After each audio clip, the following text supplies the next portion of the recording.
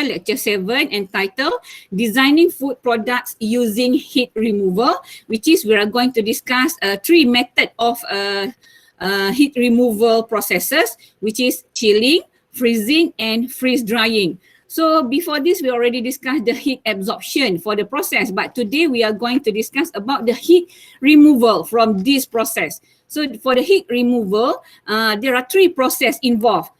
Chilling, freezing, and freeze drying, which is, I believe, for the chilling and freezing, you're already familiar with this kind of method because you already use this kind of method in your daily life. You have a refrigerator or freezer at your home, so this method is quite common to all of you. Okay, let's see the introduction first. Okay, normally in chilling or freezing, temperature, it involves the temperature reduction of food, where the temperature reduction can slow the biochemical and microbiological changes during storage. So this is the advantage of the freezing. It can slow down the biochemical and microbiological process when you store your food in the refrigerator. So that's the rate of food spoilage can be reduced. Yeah, so lambat makanan tu akan rosak. So this is the very common thing in chilling and freezing. We are reducing the temperature for the food storage. Whereas for the preservation purpose, the sensory characteristic and nutritional value also can be preserved. Sensory characteristic means like the color, the texture, the aroma and flavor of the food. Okay, so this is another one advantage of the freezing or chilling. Okay. Okay, let's take a look on the chilling first. Okay.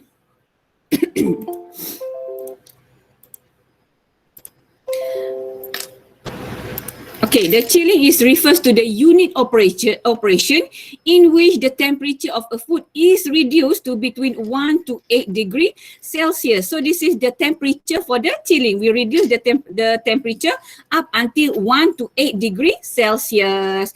And of course, this advantage of the chilling, as I mentioned before, it can extend shelf life of fresh and processed food. Dia boleh mengekalkan kesegaran dan memanjangkan lagi jangka hayat sesuatu makanan tu, sama ada makanan yang segar ataupun makanan yang telah diproses. So this is one advantage of chilling. Okay, so but remember, not all food can be chilled. Bukan semua kita boleh sejukkan. There's some food, for example, I have listed here, tropical, subtropical, and some temperate fruit can suffer from chilling injury. Macam kalau kita sejukkan dia lama-lama.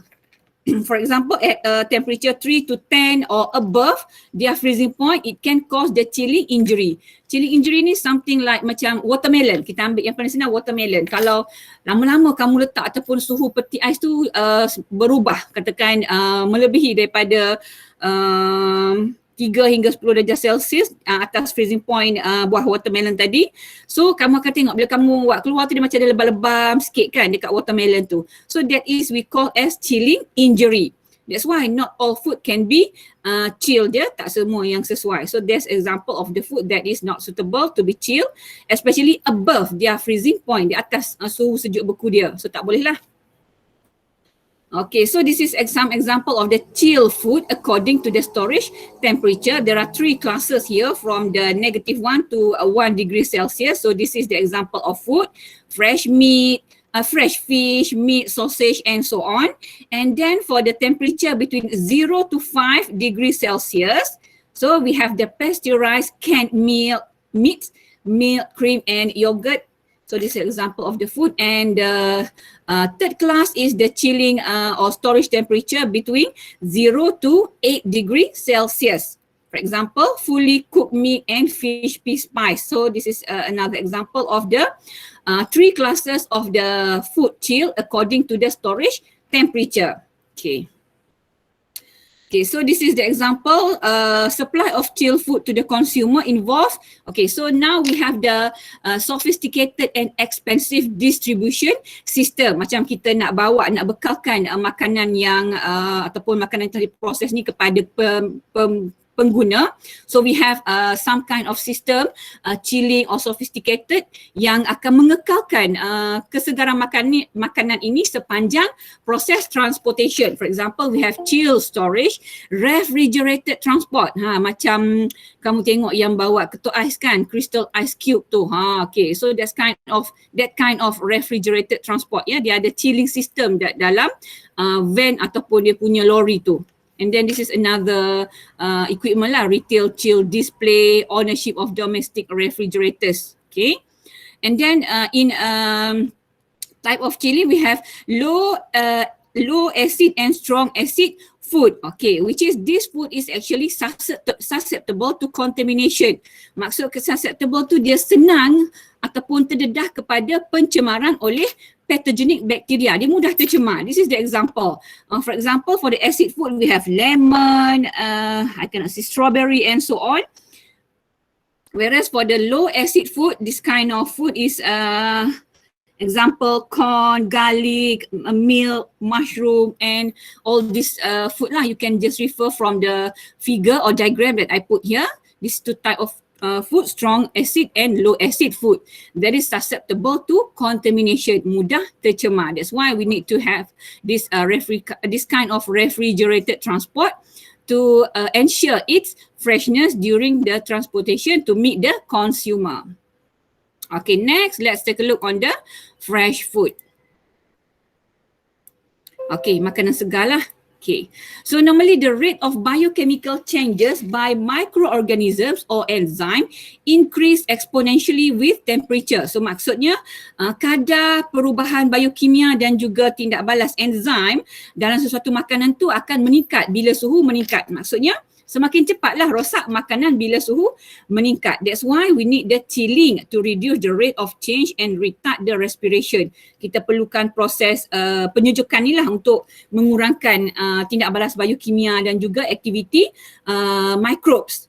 Retard respiration here means we can stop the microorganism activity or enzyme so that we can preserve the freshness of food. Okay, so controlling shelf life of fresh crops in chill storage can be done according to the type of food and variety of cultivar. Macam tadilah saya mention, not all food or fruit can be chill. Ya, kita kena tengok jenis makanan mana yang sesuai disejukkan. And then part of the crop selected, this is for the crop, condition of the food at harvest or temperature of harvest and so on lah. So we have to take into consideration all this kind of factor in chilling our fresh crops. Yeah. Okay, some undesirable changes to some fruit and vegetable when temperature is reduced. For example, chilling injury yang saya mention tadi lah. Kalau ada setengah yang tak sesuai tu di bawah suhu freezing point dia akan mengalami chilling injury, kecederaan semasa penyejukan. Sometimes sayur pun lama-lama kalau kamu sejukkan, suhu tak sesuai, dia akan jadi bila kamu keluar suhu macam let's say sawi ke, daun dia tu macam lebam ke. So that is the kind of chilling injury due to the chilling process. Okay, so you can refer lah, this is the suitable sorry, I have to admit your friend in the middle of presenting my lecture. So I have to stop somewhere lah, kena admit ada berapa lagi yang minta untuk join ni. Wow, we have 41 today, so only another 8 student haven't joined us. 8 orang sahaja lagi ya. So this is quite impressive of attendance ya, agak membanggakan lah. Okay, so let's continue. For the apple, so this is the chilling temperature for the apple between 2 to 3 degree Celsius and so on. You can just refer the chilling temperature for all kind of fruits here. Okay, so this is another optimum storage condition for some fruit and vegetables. You can refer the list listed in this table. Okay, so this is another explanation.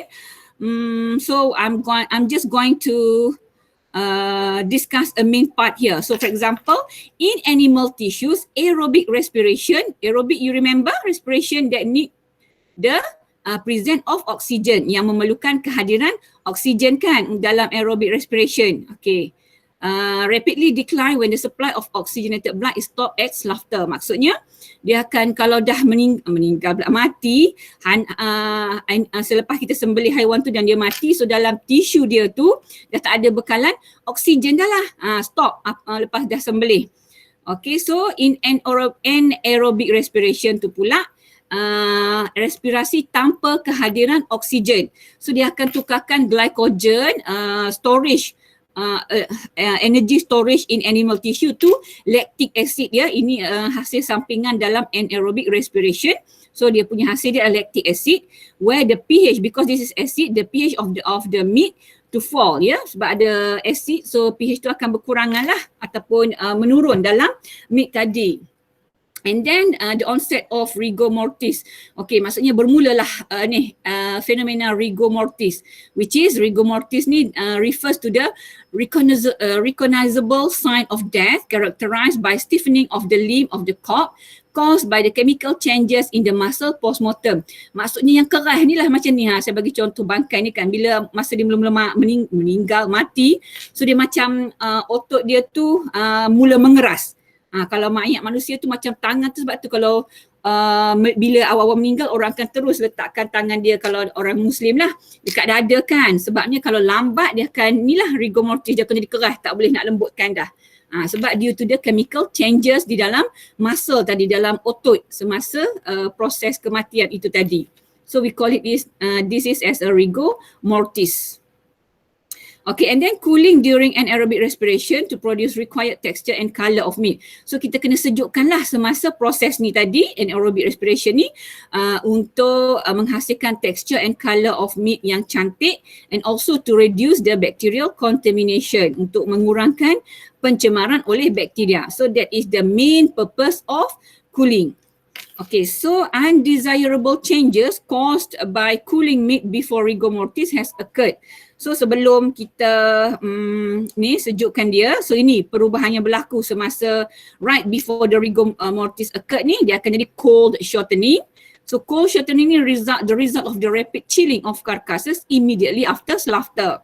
So dia akan jadi cantik lah kualiti daging tadi, sebab kita terus sejukkan dia selepas dia meninggal, rigor mortis ni, terus sejukkan dia.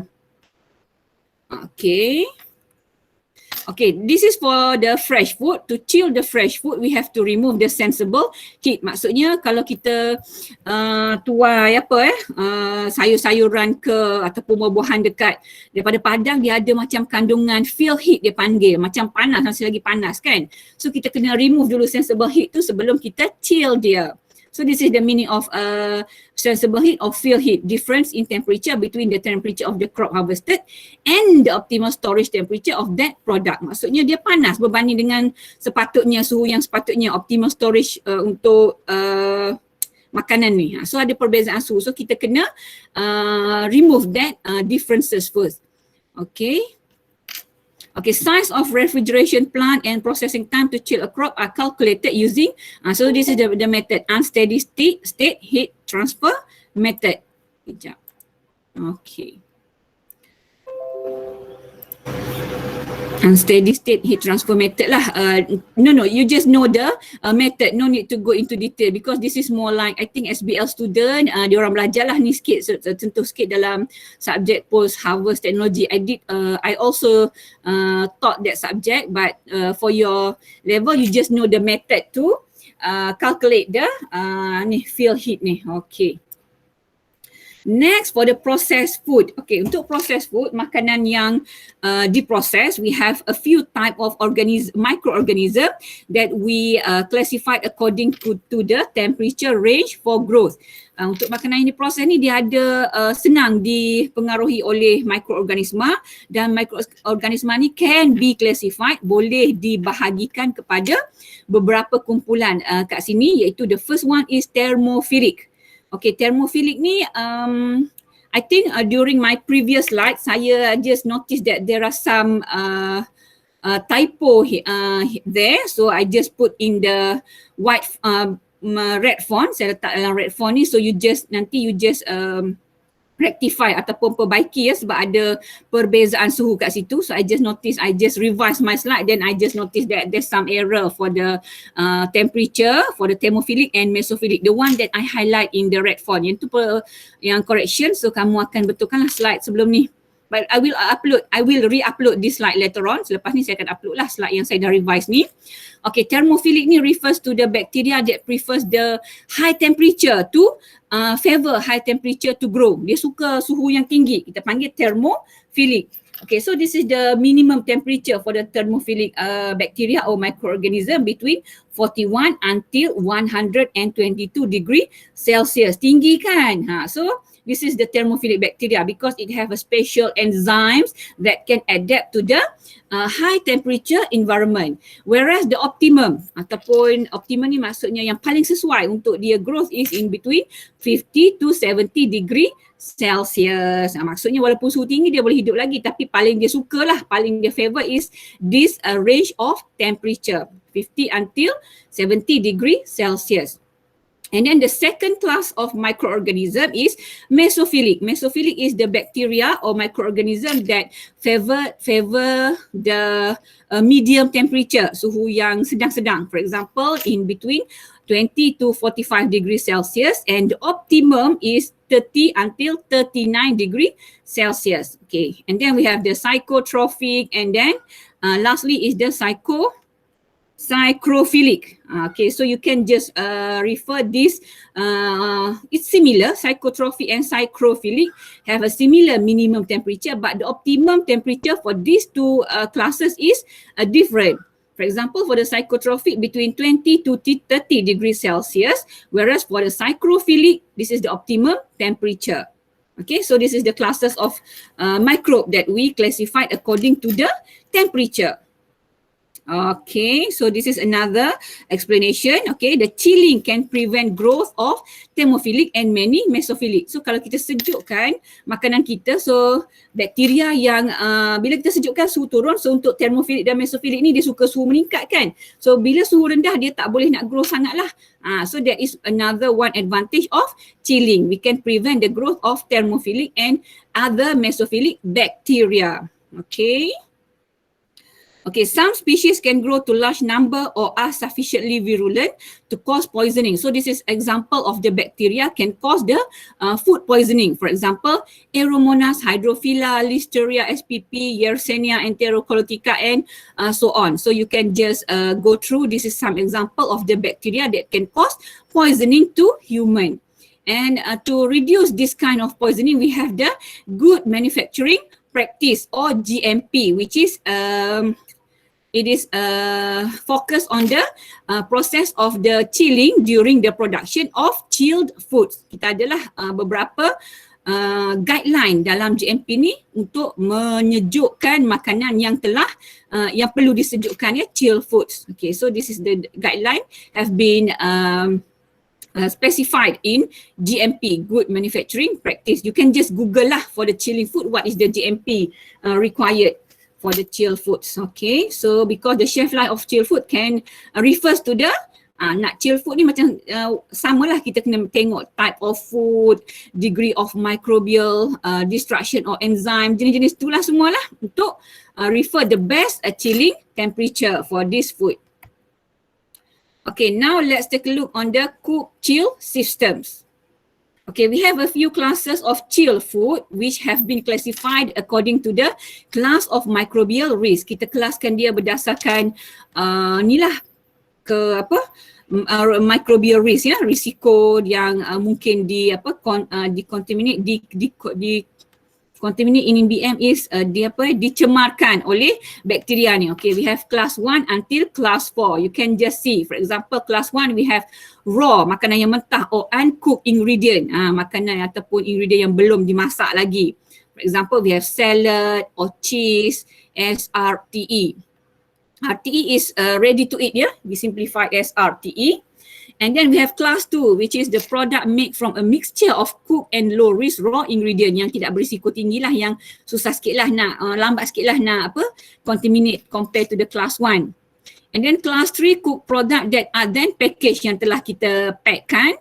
And class 1 product that are cooked after packaging, selepas siap di package, including ready to eat product for extended durability. So we call it as REPFED, refrigerated pasteurized food for extended durability, where the shelf life of this food is more than 40 days. So banyak masalah kita nak jual sebab dia ada lebih daripada 40 hari shelf life dia. So boleh jual lama lah dekat market tu, lambat sikit lah dia punya apa expired date dia.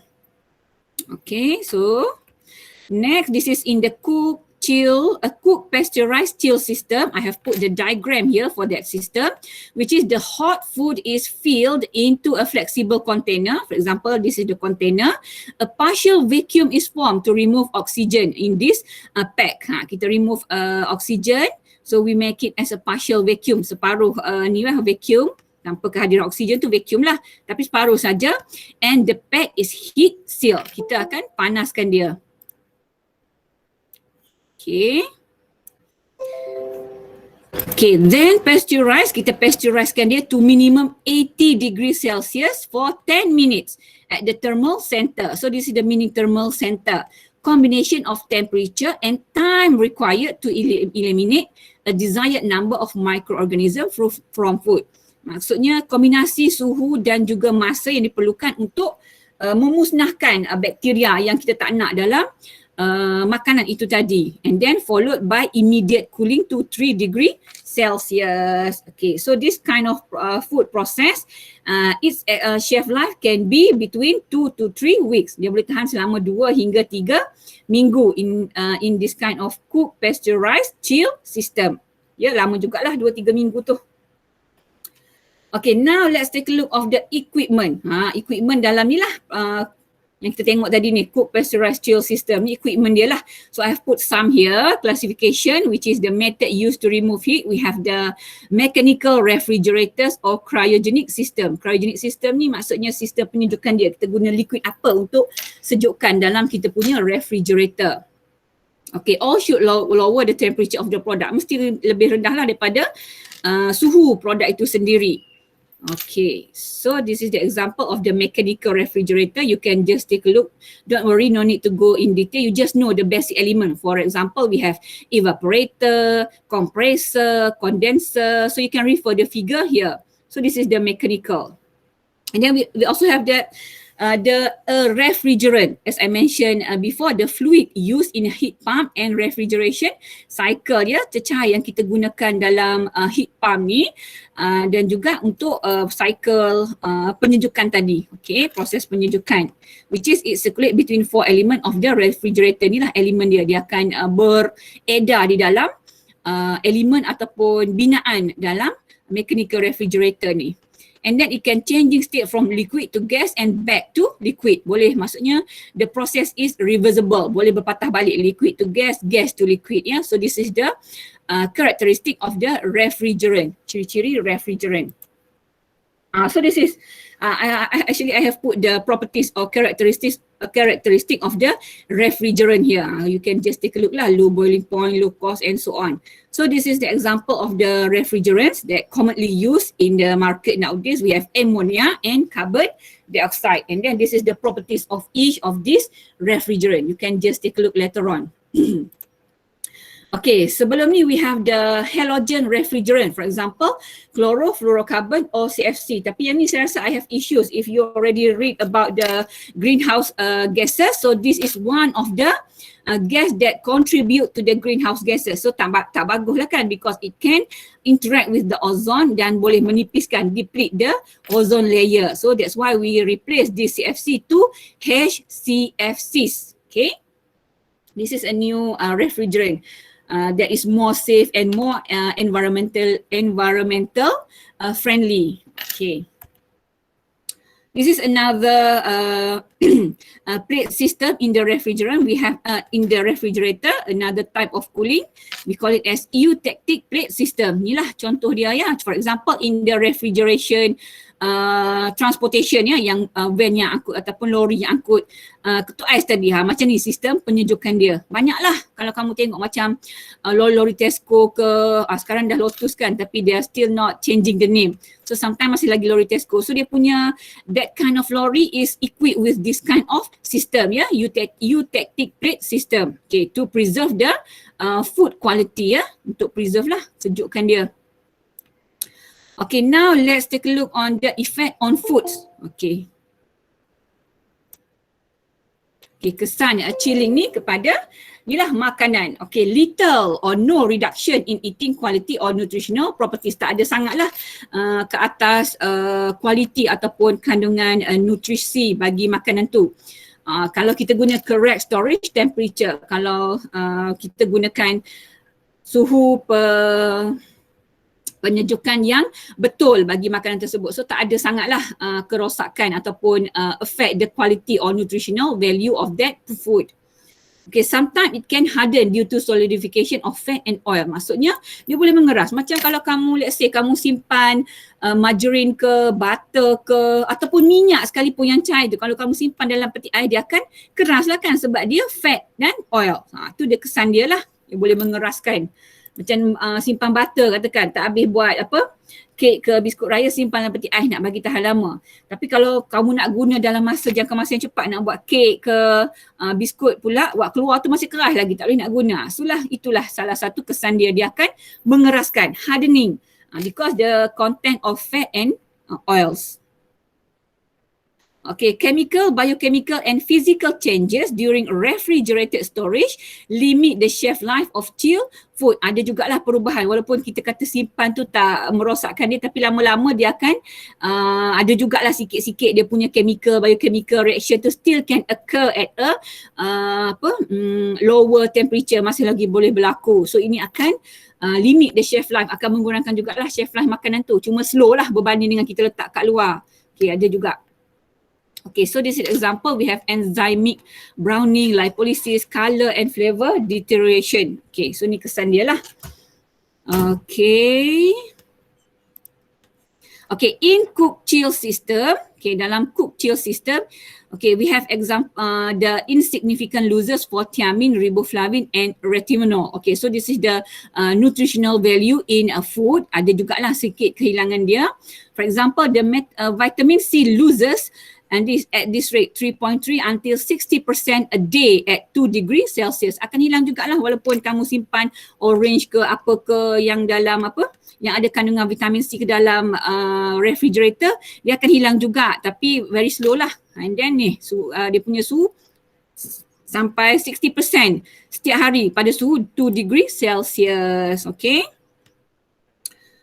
Okay, and same goes to the vitamin C losses during the cook, pasteurized, chill. Kalau kita panaskan dia, lepas tu kita pasteurize dan kita sejukkan dia, ada juga kehilangan kandungan vitamin C tu. For example, spinach lost 60% within 3 days at 2 until 3 degrees Celsius after cook chilling. Selepas kita masak, kita simpan dia sayur tu dalam peti kan, yang kita masak tu ada juga kehilangan dia ni sampai 60%. Okay, so this is the step of the cook chill system ya. Ini step dia lah. First of all, kita masak, food is cooked. After that, food is portion, put in container, seal and label. Kita ikut portion lah sebanyak mana. Lepas tu kita label, tarikh semualah kalau perlu. And then kita chill in blast chillers. Itu nama chillers dia. At 0 or plus 3 degrees Celsius within 30 minutes after cooking. So kena chill dalam masa 30 minit after kita masak. And then food is stored, distributed or displayed at 0 or plus 3 degrees Celsius for a few days. Mungkin nak jual kat shopping ke apa ke. Ada setengah tu dah siap masak kan. Macam dekat Aeon yang bahagian food court dia tu ada yang dah siap masak. So dia display lah kat situ. Hanya tahan beberapa hari. Okay, katakan kamu beli. Lepas tu kita refrigerated at 70 degrees Celsius in steam or convection oven before consumption. Maksudnya kena panaskan. Dalam inilah oven sebelum nak makan. Okay, and then finally food is served. Kalau dekat Aeon tu dia ada siap prepare microwave. Kalau nak makan terus kat situ boleh. And then teruslah serve. Okay, kalau tak makan juga kena buang lah. Once you steam ataupun kamu heated using the oven, and you are not consume ataupun tak habis makan, kena buang dah. Dia kira dah ni lah, expired dah, tak selamat dah untuk next consumption. Okay. So we are done with the chilling. So now let's continue with the freezing. Oh, I've been talking for about 30 minutes non-stop until now. Tak berhenti dah 30 minit. Start rasa semput dah. Okay, so far ada any question? Ada soalan? Nak take 5 because we are recording the lecture, so it's kind of impossible to just pause in the middle and then continue. Tak adalah, unless we have a face-to-face class kan, boleh lah take 5 ke nak pergi toilet ke apa ke kan. But now we are recording the lecture, so I have to continue presenting this lecture to you. Okay, let's continue with the freezing part. Okay, so the unit operation of freezing is refers to the definition lah. In a simpler word, definition of freezing refers to the temperature of food is reduced below its freezing point and a proportion of the water undergoes a change in state to form ice crystals. So dalam erti kata yang senang, freezing ni refers to the temperature of food. Kita kurangkan suhu makanan ini di bawah freezing point dia. Tu that is freezing. And then a proportion, ada sebahagian air, the water content in that food change into ice crystal. Sebab tu macam kalau lama-lama kamu sejuk bekukan, let's say makanan yang tak habis, kamu makan apa, curry ke apa ke, letak dalam tupperware, tak habis makan berbuka puasa, so letak dalam tupperware, simpan dalam peti ais, takut basi, nak makan masa sahur. So bila kamu keluar masa sahur tu, kamu nampak macam some of the ice crystal form dalam kari kamu tu, ada sikit dekat tupperware tu, ada lekat-lekat macam ice crystal kan. So that is the freezing process. Due to the freezing process, ada bentuk ice crystal juga sebab yelah dalam kari tu kan dia masuk gula santan. Dalam santan kan ada juga air kan. So that kind of water content in that curry that change to the ice crystals. Okay, so I think you can just refer, for example, major group of commercially frozen food. Ini yang biasalah, group makanan yang kita commercially froze. For example, we have fruits, strawberries, orange, vegetables, fish fillet, meat, baked good. For example, bread, cake, tak habis makan kan, bolehlah juga freeze dia. And then we also have the prepared food, for example, pizzas, dessert and ice cream. Okay, so this is the major group of commercially frozen food. Okay, so let's see the theory in freezing. Okay, during freezing, the sensible heat is first removed to lower the temperature of a food to the freezing point. Macam saya cakap lah, dalam sesuatu makanan tu dia ada macam sensible heat, kandungan haba yang akan yang tak sama dengan suhu makanan sepatutnya. So kandungan haba ni kita kena remove dulu sebelum kita freeze kan dia, remove dia and then pastikan dia di bawah suhu freezing point makanan tu. Kita buang sampai sensible heat tu menyebabkan makanan tu menjadi kurang daripada freezing point dia. Okay, so in fresh food, heat produced by respiration. Biasanya dalam makanan yang segar macam buah-buahan ke sayur-sayuran ni, memang diorang ada respiration, berlaku respirasi. So respirasi ni akan menghasilkan haba. Macam kita jugalah, kita bernafas ke apa, kita akan membebaskan haba. So same goes to the fruit and vegetable. So they also undergo the respiration process and then it can produce the heat. So this heat is called the sensible heat. Okay, so this is the content of the water. For example, high specific heat. So this is the formula ataupun kandungan high specific heat is 4,200 joule kilogram per Kelvin. So this is the water content in the food. And high latent heat of crystallization. Ini more to the sign dah. So this is the basic of sign. You just know je lah ya, the value. Ini standard lah, muatan haba tentu air. I think in BM they call it as muatan haba tentu air. So this is value dia 4.2 kilojoule if in kg. Kalau joule 4,200. Siapa yang ambil fizik, you are familiar kan dengan muatan haba tentu ni. High specific heat of water. Ada lagi yang nak join? Okay.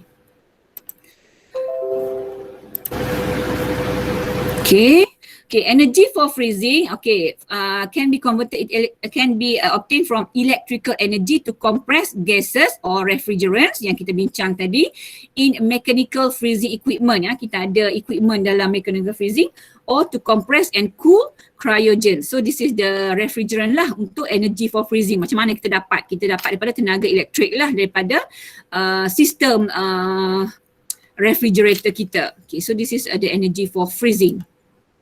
And then this is for the ice crystal formation. Macam mana ice crystal ni terbentuk.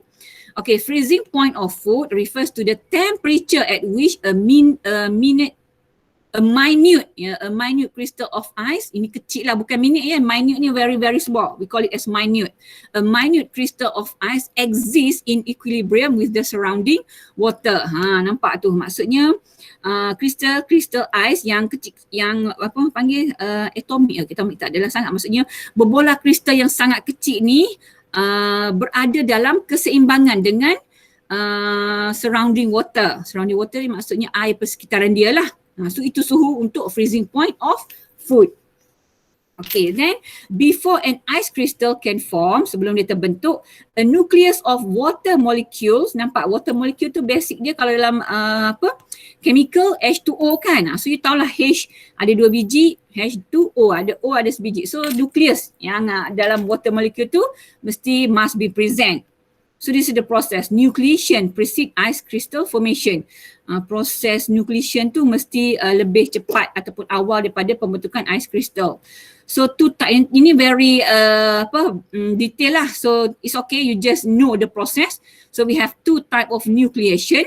Homogeneous nucleation. Ni dah masuk orientation semua dah, tak apa, don't worry. This is more to the chemical part. So you just know, don't worry. This is how to tell you about how the ice crystal form. Dia ada chemical reaction sikit lah dengan nucleus, dengan water molecule semua. So tak risau sangat lah. You just know je lah the process. Homogeneous, katakan 2 type of nucleation. Proses nucleation pembentukan water molecule ni ada 2 jenis.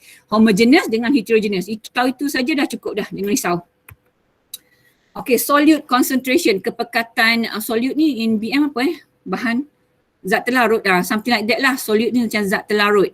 Okay, solute concentration increase during freezing, akan meningkat, which is it can change in the pH, viscosity tu saya rasa I already mention before, kelikatan kan, kelikatan sesuatu cecair tu likat ke tak, and then surface tension, permukaan dia tu ada rintangan, and then redox potential of the unfrozen liquid. Jangan risau lah, ini redox potential ni is more to the chemical reaction dah. Okay, it involve the oxidation and reduction process. Jangan risau, itu dah masuk kimia dah, you just tahu je lah.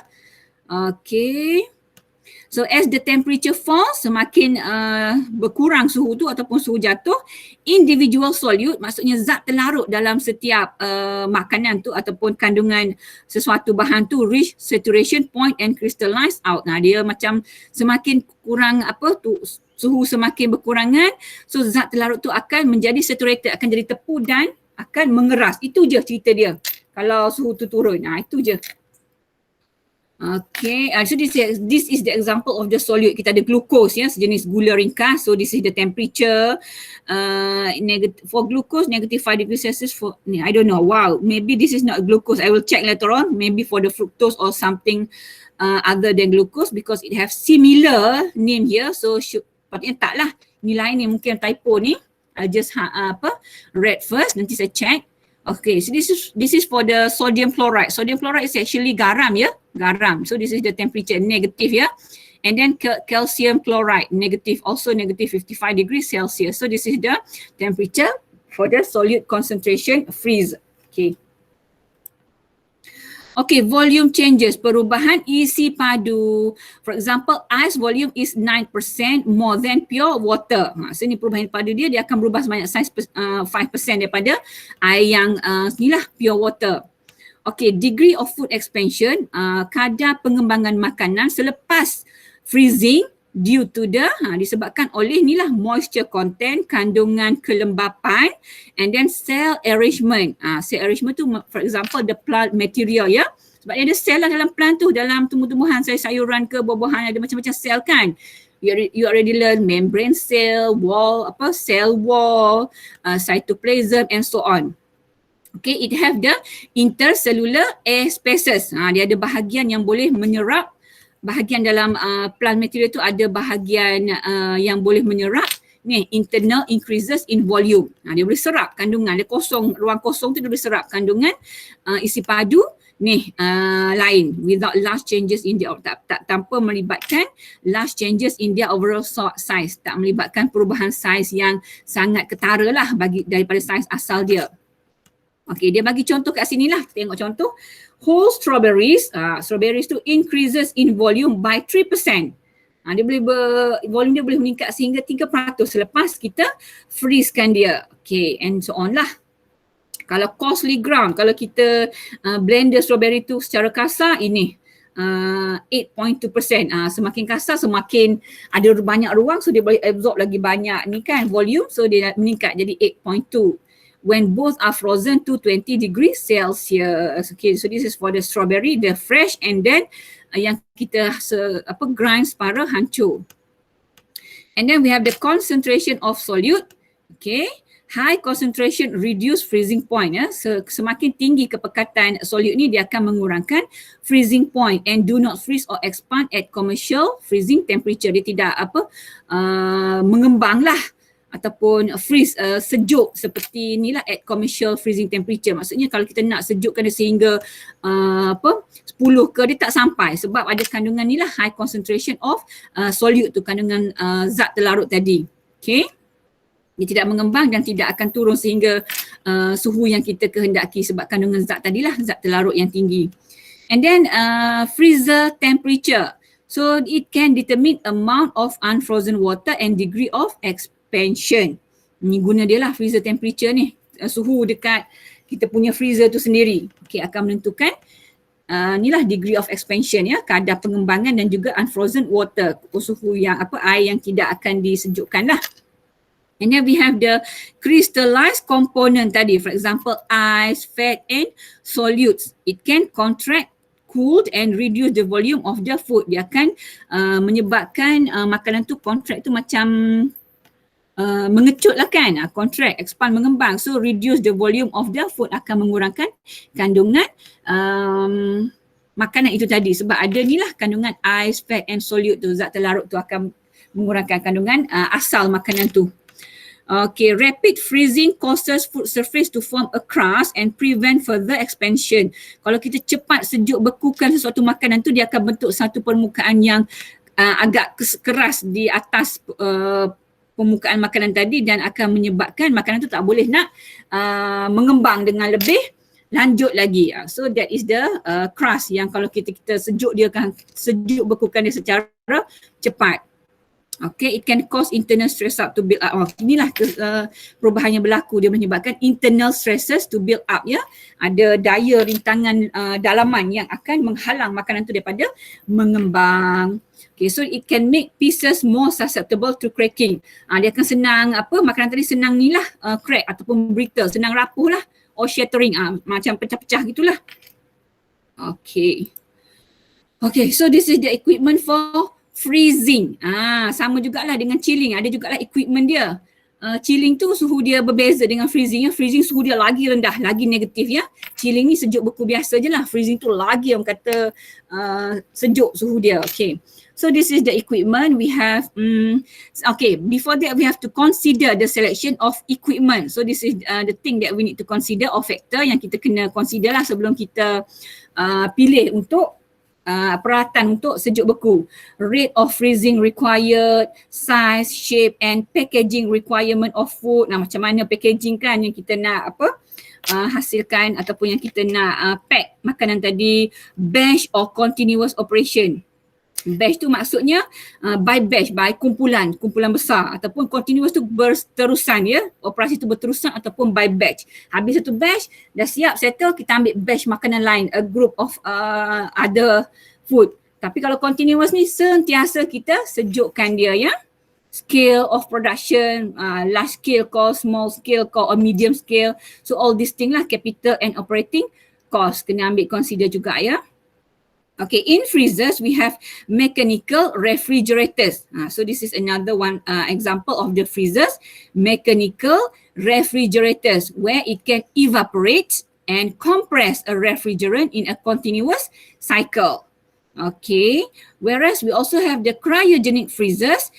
So for the cryogenic freezers, they use solid or liquid carbon dioxide, liquid nitrogen in contact with food, ya, yang ada contact ataupun yang ada hubung kait bersentuh, bukan sentuh, hubung kait lah, in contact with food. So this is the cryogenic in freezers. Okay, now let's take a look on the changes in food effect during freezing, ya. Apa kesan freezing ni ke atas makanan? Okay, it can damage caused to cells by ice crystal growth. Dia boleh merosakkan makanan dia, macam kamu ada strawberries ke, grape ke, buah-buahan lah, kamu letak dekat bahagian atas tu, bahagian freezer tu, esok kamu keluar jadi macam ketuk ais dah. Kamu punya apa grape ke, strawberries ke kan dah jadi macam keras. So that why it can cause the damage. Okay, due to the ice crystal growth, ya, ice crystal tu yang menyebabkan buah kamu tu rasa ataupun jadi keras tadi. Okay, so boleh menyebabkan ni lah. And so on lah, you can just read later on. Differences in resistance to freezing damage between animal and plant tissue. Ada beza ya di antara penyejukan tisu haiwan dan tumbuhan. For example, meat, it is more flexible fibrous structure ya. So dia lebih fleksibel. We separate during freezing instead of breaking. So kalau kamu sejuk bekukan daging, dia tak adalah rosak bila kamu buat keluar, kamu thawing ke ataupun kamu masuk dalam microwave untuk thawing dia. So dia akan lembut balik. Tapi kalau fruit and vegetables, dia lebih rigid. Berbanding dengan meat tadi lebih fleksibel, ni more rigid cell structure. Dia lebih rigid lah sebabnya kamu tahulah dalam fruit and vegetable is fruit and vegetable is a plant cell, so it have the cell wall. Cell wall ni memberikan bentuk yang tetap kepada sel tumbuhan. So that's why the structure is more rigid compared to the animal cell, sebab dia ada cell wall. So dia boleh damage lah sebab crystal ice tadi. Okay, so this is the mechanism how the damages occur. Effect of freezing on plant tissue, slow freezing. Okay, kamu tengoklah kat sini, nampak ni dia punya yang ni ice ni ice crystal lah, masa dia ni influence of freezing rate on plant tissue. For example, during slow freezing, ice crystal grow in intercellular spaces. Nampak ni, ni sebelum dia freeze tak adalah ice crystal tu, tapi bila kita start freezing, so dia dah start bentuk dah ice crystal dekat bahagian antara spaces ni between the kata plant material. Dia adalah ni ice crystal. Lepas tu further freezing, nampak dia semakin besar. So this is the water vapor pressure of ice crystal region within the cell, and so the cells become permanently dehydrated and damaged by the increased solute concentration and a collapse of deformed cell structure. Maksudnya semakin besar ice crystal ni, dia akan menyebabkan structure sel tumbuhan tadi akan berubah, permanently damaged, rosak, dan menyebabkan dia dehydrated tu, kehilangan water molecule lah, sebab dah bentuk ice crystal jadi dia absorb water molecule to form the ice crystal, and then structure dia akan berubah. So dia akan deform lah cell structure. So bila deform, dia akan rosak lah, permanently damage, rosak secara kekal. Bila kamu thawing dia, bila kamu thawing tu in BM apa kamu sejukkan dia balik untuk dapatkan bentuk asal, tak dapat dah. They cannot regain their original shape ya, sebab dia kan rigid kan, bentuk dia rigid. So once dia dah rosak, dia tak boleh nak jadi balik seperti sel asal yang ni contohnya ya. Okay. Okay, this is similar ya. Effect of freezing on plant tissue during the fast freezing, sama juga ni, pembentukan ice crystal develop. Okay. Okay, next is effect of frozen storage. Kalau kita frozen storage for some food, the lower the temperature of frozen storage, the lower the rate of microbial and biochemical changes. Senang ceritanya, semakin rendah suhu penyimpanan kita tu, jadi kita boleh rendahkan kadar proses biokimia dan juga aktiviti mikrob dalam makanan tu tadi. Sebab dalam makanan kadang dia contaminated dengan, for example ni lah, Ni C. botulinum is one example of the bacteria yang can cause the food poisoning. So kalau kita sejukkan dia, so dia mungkin tak reaktif lah, tidak aktif menjalankan proses biokimia. So makanan tu lambat rosak. Ni saya dah explain dah, not inactivate enzyme. Okay. Enzim dia tak aktif lah bila suhu rendah kan. Okay. Apa lagi? Okay, this is an example bacteria, gram positive bacteria. Okay, dia ada mold, tapi kalau kita sejuk bekukan dia ataupun kita panaskan dia, dia ada macam spore ya. Spore dia ni boleh tahan rintangan suhu yang tinggi walaupun kita panaskan dia, kalau sikit-sikit panas ke dia tak mati. So that's why bila kita lepas panaskan dia, kita biarkan daripada suhu bilik, dia punya spore ni boleh akan membentuk bakteria tu balik. Itu yang akan menyebabkan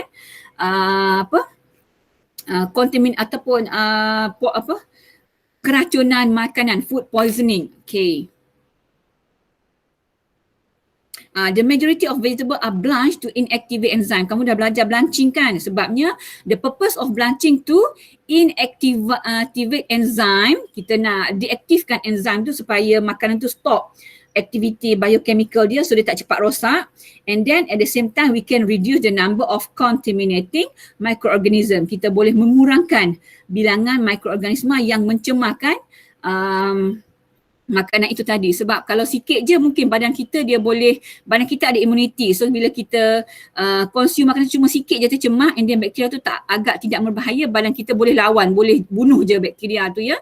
Sebab we have a special ability in our immunity. Kita dah ada immunity badan semula jadi ya. So sometimes bakteria yang tak bahaya ni kita boleh just bunuh je. Okay. So this is the changes. Let's see the changes to frozen food during storage ya. Kita tengok perubahan kepada makanan disejuk bekukan ini semasa proses penyejuk bekuan, freezing ya. So first is degradation of pigment ya. For example, chloroplast, kandungan chloroplast dalam makanan sayur-sayuran hijau ke. So dia boleh broken down ya. Camouflage ni pun similar, a pigment content in the fruits and vegetable. So boleh rosak ya. For example, in fruit, changes in pH due to the precipitation of salt in concentration solution. Tadi kan bila kita sejuk bekukan dia, dia punya solid tu semakin meningkat ataupun semakin pekat. So dia boleh menyebabkan perubahan pH di dalam fruits tadi. So it can change the color of anthocyanin. Anthocyanin ni yang color yang bagi warna macam purple reddish dekat buah-buahan tu tadi, macam buah strawberry ke, buah grape ke. So dia ada kandungan anthocyanin ya. Buah ni, kalau local fruit macam buah naga, warna merah macam tu, itu kandungan anthocyanin yang sangat tinggi dalam buah naga. So dia boleh dipengaruhi oleh perubahan pH dalam disebabkan oleh itulah concentrated solution due to the freezing. So dia akan menyebabkan kandungan anthocyanin tadi berubah, makin berkurangan lah biasanya. Okay, and then loss of vitamin boleh menyebabkan juga kehilangan vitamin because water soluble vitamin are lost at sub-freezing temperature. For example, water soluble vitamin ni macam vitamin C lah. So dia akan kehilangan semasa sub-freezing temperature, semasa kita proses penyejukan tu tadi. Ni dah saya dah explain dah kat bawah ni. So this is the rate of the vitamin C loses. Okay, next residual enzyme activity, which is for example inadequately blanched vegetable or fruit. Kalau kita tak blanch betul-betul, dia ada lagi tinggal-tinggal enzim yang masih aktif. So dia akan terus bertindak balas, enzim ni akan terus menjalankan proses biochemical. So menyebabkan makanan tu tadi akan cepat rosak lah, sebab proses biochemical dia tu tidak dihentikan sepenuhnya due to the inadequately blanched ya. Blanching proses tu kita tak buat betul-betul, ada lagi enzim yang tertinggal. Okay, this example lah macam buah tu buah apple kamu tak blanching betul-betul, masih akan jadi perang selepas tu sebab ada enzim yang masih tertinggal. Okay, next oxidation of lipid ya, macam itulah proses pengoksidaan lipid makanan yang berlemak. So slowly at negative degree Celsius, it can cause of odor of end of flavor, maksudnya rasa tak sedap. Macam kamu freeze daging ke lama-lama kan, ada rasa daging lagi tak? Ada keluar tu ada rasa daging lembu lagi tak? Kadang tak ada rasa dah kan. Chicken ke kalau kita freeze lama-lama, dia boleh menyebabkan ni lah oxidation of lipid and then give out the inilah odors, tak ada rasa dah. Okay, odors and flavors ya. Bau dan rasa tu tak ada sangat dah. Okay, recrystallization.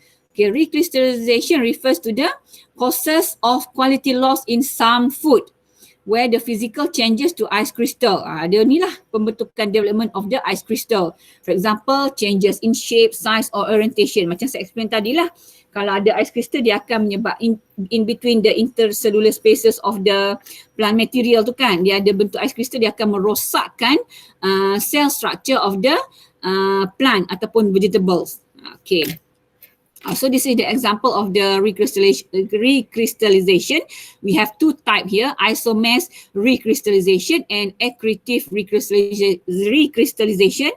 Nak sebut pun satu, and then migratory. So you can just read lah, ni jenis recrystallization ya. Tak payah tahu sangat, just know the type of the recrystallization is enough.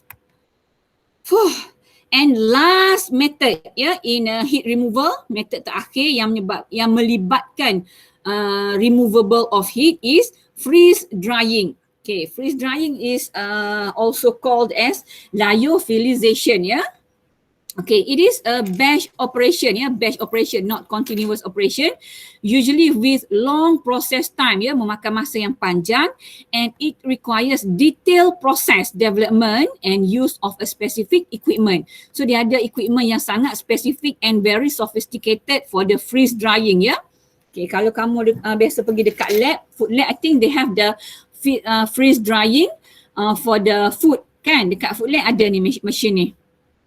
Okay, so ini beberapa contoh freeze dryer machine that I have put here. Okay, so in freeze drying, the water content, okay, kandungan air is first converted to ice. Kita tukarkan dia kepada ice and then change. Lepas tu berubah kepada vapor without passing back through the water phase. Daripada air, kita tukarkan dia kepada ice dan juga vapor. Vapor tu apa macam steam gitulah, macam gases. Gases tanpa melalui fasa air. Okay, so this is the example of the graph lah untuk dia punya the process of the process. But don't worry, you don't have to really understand this. You just know this is the phase diagram of water that underwent the freeze drying process that converted to ice and vapor. Okay. Okay, frozen food remain rigid during sublimation. Okay, so this will result in a porous sponge-like dried structure. So masa kamu frozen food tu, bila kita melakukan freeze drying, so it can during the sublimation tu proses pepejam menjadi pemejawapan, so dia akan menyebabkan tekstur makanan tadi jadi porous sponge like dried structure, macam sponge tu macam sponge, bukan SpongeBob, macam sponge lah yang kita buat basuh pinggan tu, dia jadi porous, dia ada macam lubang-lubang tu, something like that. Macam kalau kamu lukis cheese ada lubang-lubang tu, tapi ini macam sponge yang lembut, dia akan jadi macam tu kita punya structure makanan.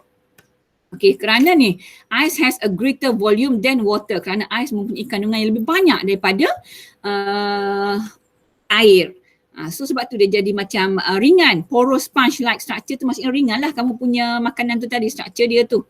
Okay, and then this kind of method is especially suited to dry solid food with high value. Sesuai lah untuk makanan kering yang mempunyai nilai yang tinggi lah, yang orang suka, macam delicate flavors and colours. Dia boleh memelihara rasa dan juga warna makanan tu, have textural and appearance attribute, tekstur yang bagus dan cantik. Okay, which cannot be well preserved by any drying method, yang kita tak boleh nak kekalkan bentuk rasa color dia ni dengan kaedah method lain except freeze drying. For example, I will give you some example of the freeze drying food. Contohnya ni. Panggil apa, dried vegetables, katakan dried jackfruits ke, dried strawberry ke. So this is the example of the dried food. Cantik je kan bentuk dia, rasa dia pun kita boleh preserve by using this method. Okay, ni contoh dia lah. Kalau industrial level macam ni besar dekat industri biasalah dia nak hasilkan dalam large scale of food untuk pasaran pengguna. So they will use a freeze dryer at a very large so it can cater large quantity of food to be freeze dried. Dia boleh freeze dried ni lah kuantiti makanan yang banyak. This is at the industrial level. Dekat laboratory kita tak adalah besar macam ni. Okay, this is dia punya equipment dia lah. You just know lah. We have compressor, heated shaft, door. Similar lah. Yang ni dia punya the real figure, gambar sebenar. Yang ni mechanical dia lah, bentuk mechanical. Kita ada refrigeration coil and also the vacuum pump ya, nak tarik keluar, nak vacuum kita punya ni persekitaran dalam equipment tadi. Okay. So this is the difference between conventional and freeze drying. Conventional tu macam kalau kita guna pengeringan biasa, bawah cahaya matahari ke, guna oven ke apa ke, so we call it conventional drying lah. Kalau freeze drying ni lebih sophisticated method yang lebih canggih lah kan. Okay, so this is the different. You can refer. For example, conventional drying is a continuous processing. Macam kalau kita jemur bawah sinar matahari, kita check kalau macam kurang kering lagi, jemur lagi. Okay, so that is for conventional, continuous ya, proses berterusan. Whereas the freeze drying ni memang dia makan masa lama, tapi it is a batch processing. Kita buat ikut batch. Katakan satu batch ni mungkin makan masa sampai 24 hingga 48 jam. Habis tempoh tu kita akan stop and then kita ambil batch makanan lain pula, kita process. So that is we call as batch processing. So the temperature ni between sini, you can refer ya, later on boleh go through je, very straight to the point. Yang ni biasanya cost generally low. Mudah apa? Murah sajalah. Kalau yang ni agak mahal lah sebab nak beli apa mesin dia ni besar-besar ni memang agak costly lah. So that's why it is high lah untuk cost dia. Okay, this is the example of food that have been freeze drying process, that have been undergo the freeze drying process. So this is the method lah, proses kat dia. You can just take a look which is, for example, kita nak buat freeze dried banana. Katakan nak ada banana yang crispy tu kan. Ni lah freshly picked fruit is clean. Kita clean dia, kita slicekan dia and then kita frozekan dia below negative 0 degree Fahrenheit. Lepas tu kita placekan dia dalam vacuum chamber. Lepas tu freeze dried fruit slice are collected. Lepas tu dia dah keluar, kita collected and then kita akan ni lah pack into moisture and airproof package ya. Ini contoh package dia, pack dia.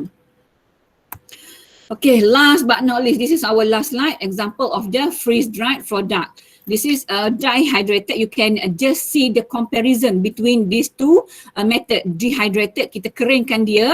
Tak kira lah guna oven ke apa ke ataupun bawah cahaya matahari, tapi that is very too conventional, bawah cahaya matahari kan, sun dried. So for example we use the oven, nampak ni kering yang sangat kering kan, macam habis moisture content, rasa pun mungkin dah hilang.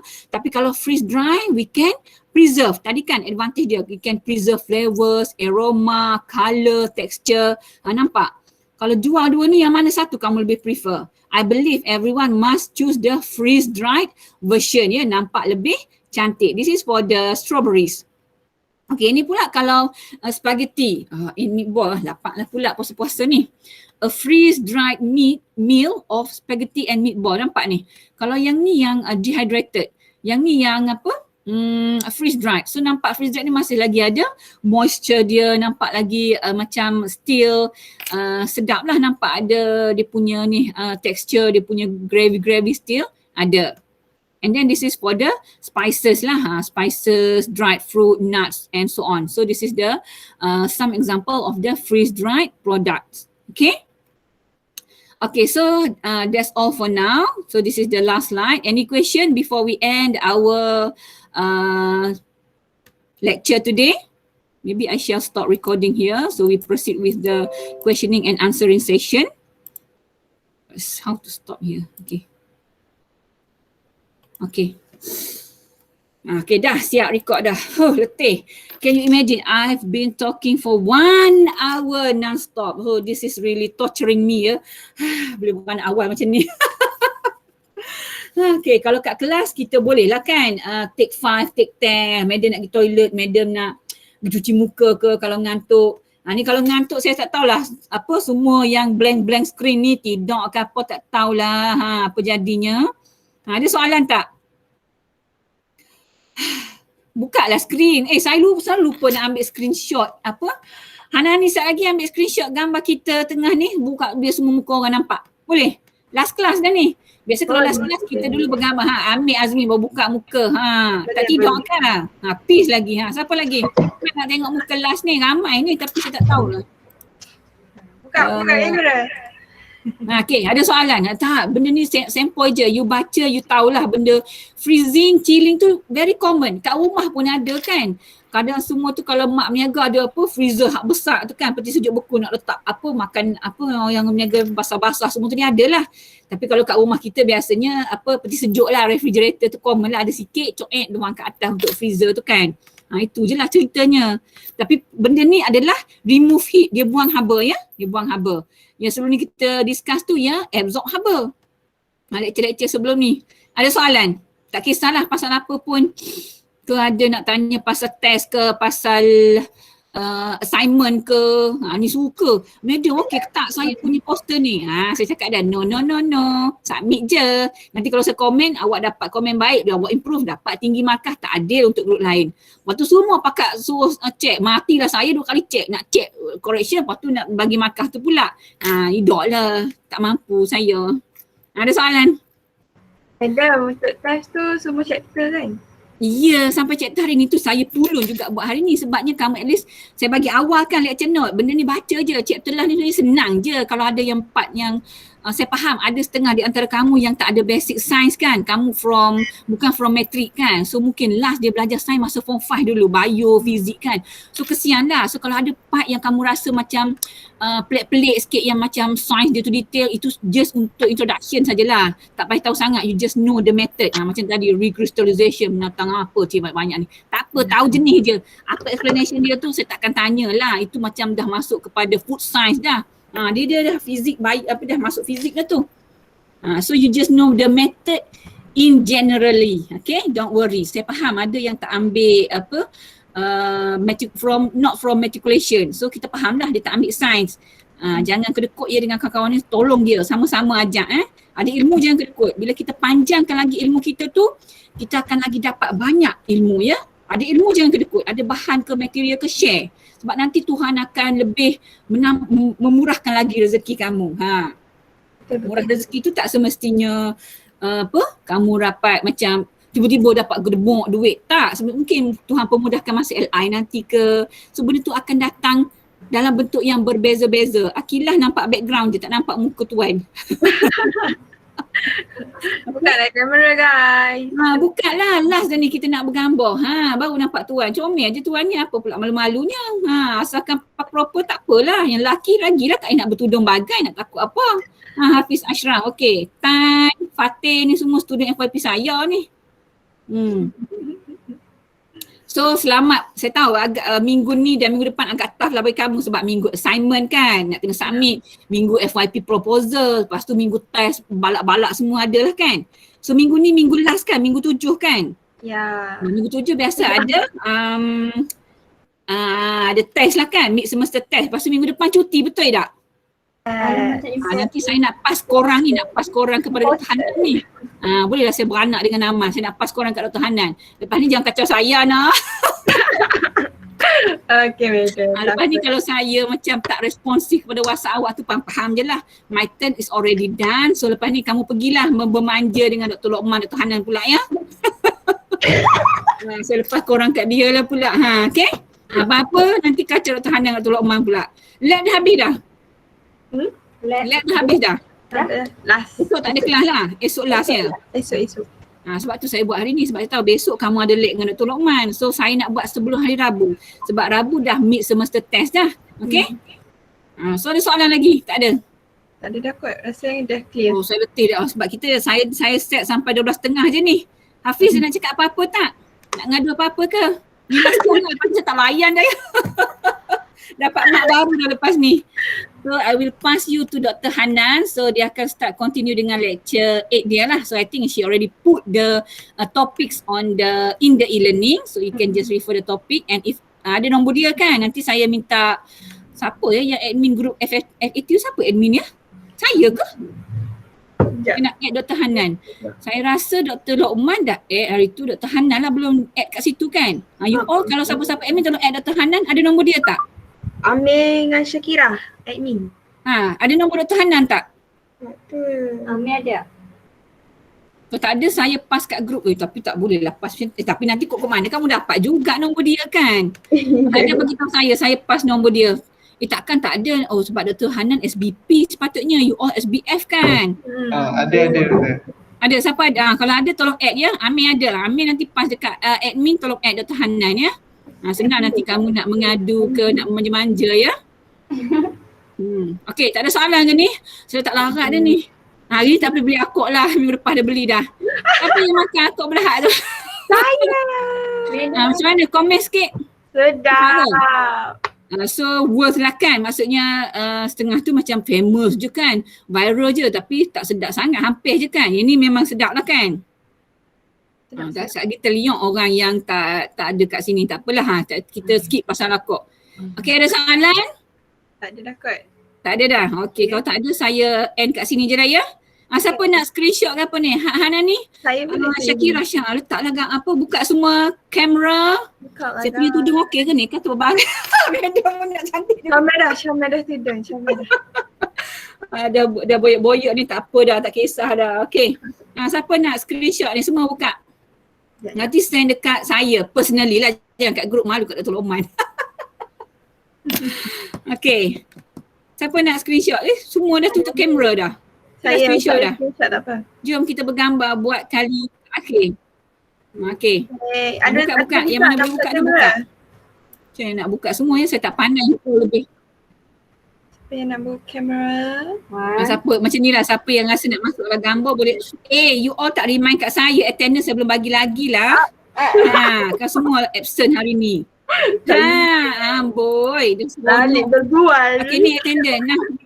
Cepat. Ralik berbual. Cepat ambil attendance dulu. Nanti ada yang tu puisi. 42 je maksudnya 7, 42, 49. 7 orang ya absent yang tak boleh join. Okey, isi attendance cepat.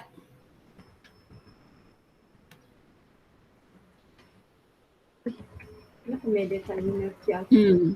Dah siap isi bagi tahu kita ambil ni lah screenshot. Kejap je kan isi. Cepat favourite kamu isi attendance.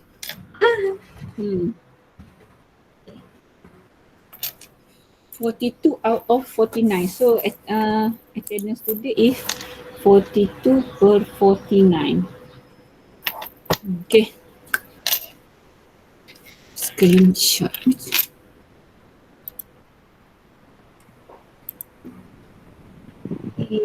Yang ni juga nak yang nak on camera.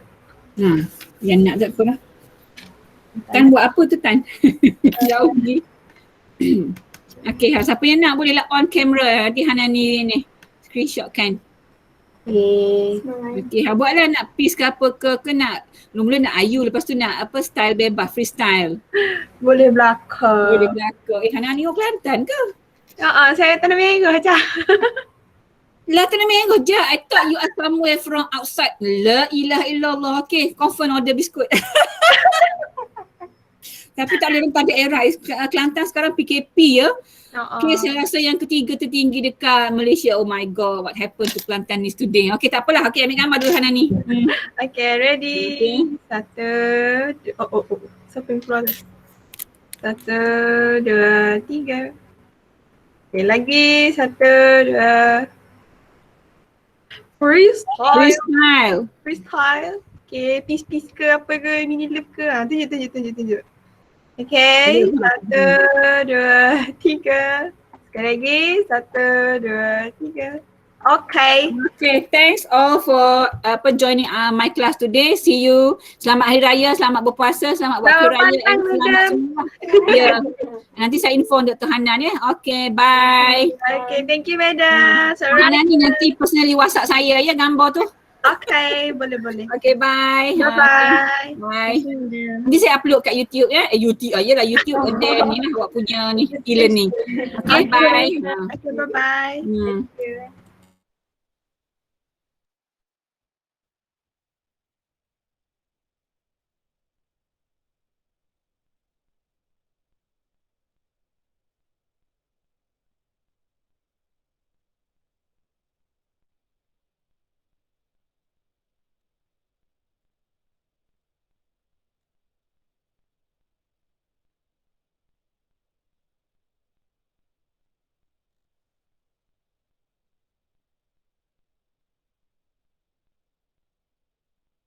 Good morning. Jangan bagi tahu kan, jangan bagi tahu kan.